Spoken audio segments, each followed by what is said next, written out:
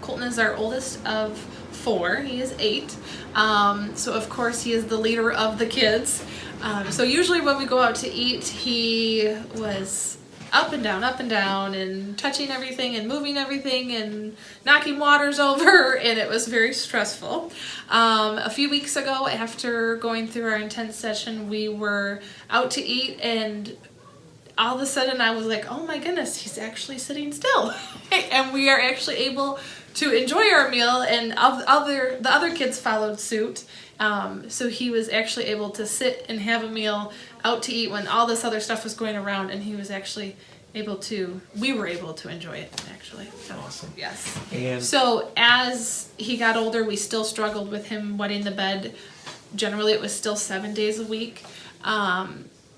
Within the first training session, we noticed that he finally had nights where he didn't, and now he's down to where he maybe wets the bed maybe once a week or once every 10 days. So we've seen great improvement. We're very happy. He's very happy because he's getting older and it's embarrassing to him, so he's very happy about that change also. So, it used to take him a very long time to go to bed, and when he slept, obviously he slept very deep because he would wet the bed every night because he wouldn't wake up. And when we would go to wake him up in the morning, it would be almost a 15 to 20 minute process to actually get him out of bed because he was still so tired. So he goes to bed fairly easy now. He does sleep with his brother, who's 3, so that can be a little challenging at times when they like to jump on the bed. But he tends to fall asleep pretty easily, especially when his brother's not there or at grandparents' houses. And he also wakes up really easy. I usually can go in there once and wake him up, and he usually gets up, and I don't have to go back in there 50 times.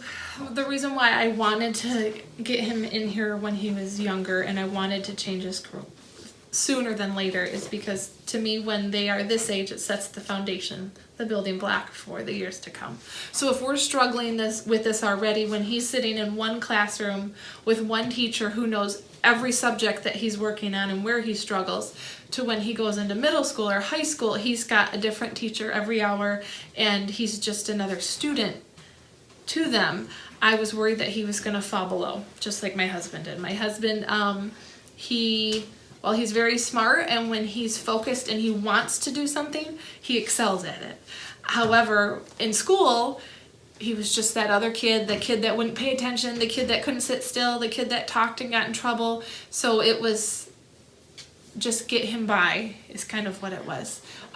So I didn't want Colton to become that, because Colton is very smart. He's great at math. He's great at reading. However, I could see it going to where he was going to become a bother to some people. And it was just going to be, oh, that's how Colton is.